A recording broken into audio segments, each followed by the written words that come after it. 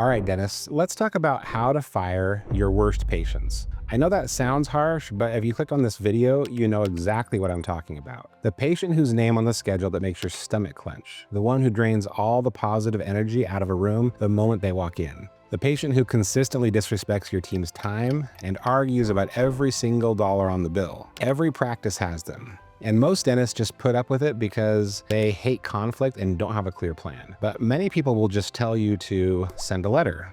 And that advice misses the most critical steps that protect you, your team, and your license. My approach is a bit different. We need to go much deeper than just the letter itself.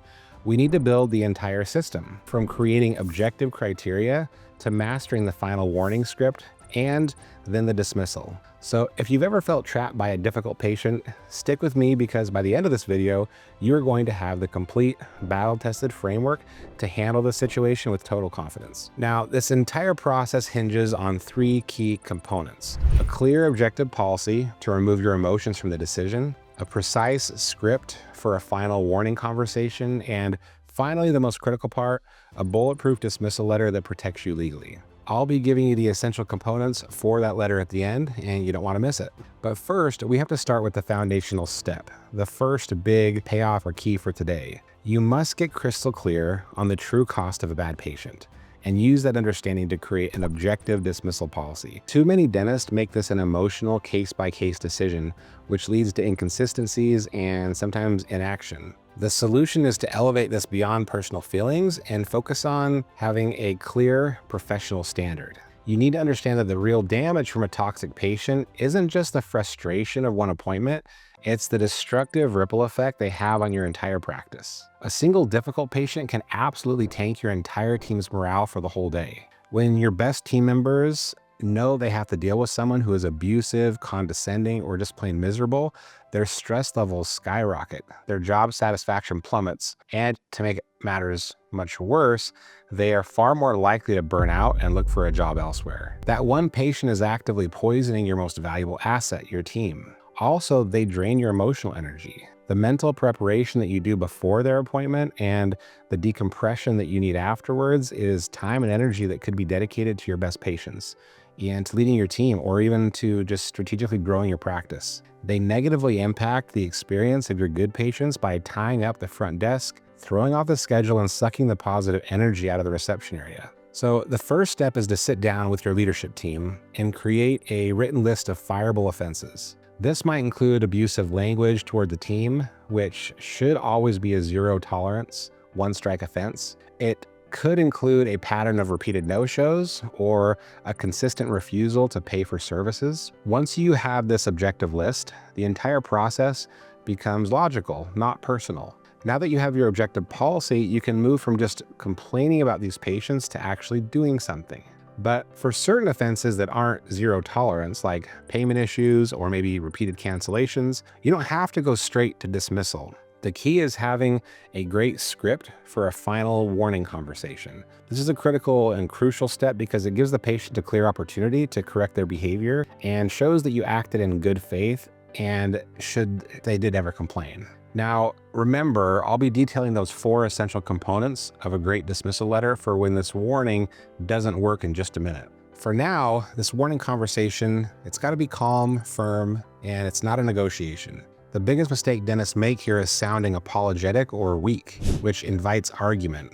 You are simply stating a professional boundary. Let's walk through it for a patient who maybe is chronically difficult about payments. It might sound something like this. Mr. Jones, I wanted to talk with you for a moment. I am looking at your chart and I see that this is the third time we've had a difficult conversation about your remaining balance. We absolutely love having you as a patient and want to continue providing your care, but our practice has a firm policy that all patient portions are due at the time of service. I need to be very clear that for us to continue as your dental provider, we will need to adhere to that policy going forward. And any remaining balance must be cleaned up today. Is that okay? Can you agree to that? Notice the tone. It's respectful, but it's definitely not weak. It states the fact, it states the policy, and states the clear choice the patient has to make. You are simply running a professional business and you are giving them the choice to respect that. So you've created your objective list, you've given a professional warning, but the behavior continues or the initial offense was so severe that it warrants immediate action. So now what? Well, it's time for the final, most critical step, the professional dismissal. This is the part that protects you, your practice, and your license, and you have to get it right. A misstep here can lead to accusations of patient abandonment, which is a serious issue. The key is to use a formal, unemotional, certified dismissal letter. A phone call is not enough. An email is not enough. You need a documented professional communication. Your dismissal letter needs 4 essential elements to be legally and ethically sound. And let me be clear, I'm a dentist, not an attorney, so you should absolutely have your own legal counsel review your letter and templates to make sure it complies with your local state boards and regulations, but these are the components. First, a clear and unambiguous statement that you are terminating the doctor-patient relationship, effective on a specific date, typically at least 30 days from the date of the letter. Second, a clear assurance that you will provide any and all necessary emergency care for that 30-day period. This is the key to preventing claims of abandonment. You are giving them a reasonable window to find a new provider while ensuring that their immediate needs are met. Third, an offer to forward a copy of their dental records to the new dentist upon written authorization and a signed request. And fourth, it's often wise to include information on how they can find a new dentist, such as contacting their local dental society or their insurance provider. And that's it. What the letter should not include is a long, emotional laundry list of all the reasons they were a terrible patient. That serves no purpose and only opens you up to arguments.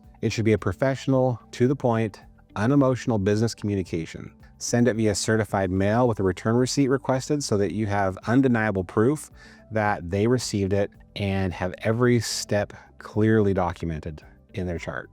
By implementing these key things, creating an objective policy, using a professional warning script, and having a template for a great dismissal letter, you transform this entire process from a stressful, emotional ordeal into a calm professional business procedure. You are just pruning the dead branches to allow the healthy parts of the tree to thrive. You're creating an environment where your team feels safe and respected, and you're freeing up your own emotional and mental energy to provide even better care to the 95+% of patients who are wonderful, who appreciate you, and who deserve the best version of you and your team. Now that you've learned how to professionally fire your worst patients to protect the practice and team, you need to deal with the other side of the coin. Now that you've dealt with the negative patient experiences, how do you proactively create overwhelmingly positive ones that build loyalty and protect you from complaints in the first place? Many dentists think preventing complaints and getting good reviews is about grand, expensive gestures, but the truth is the single most powerful tool for preventing lawsuits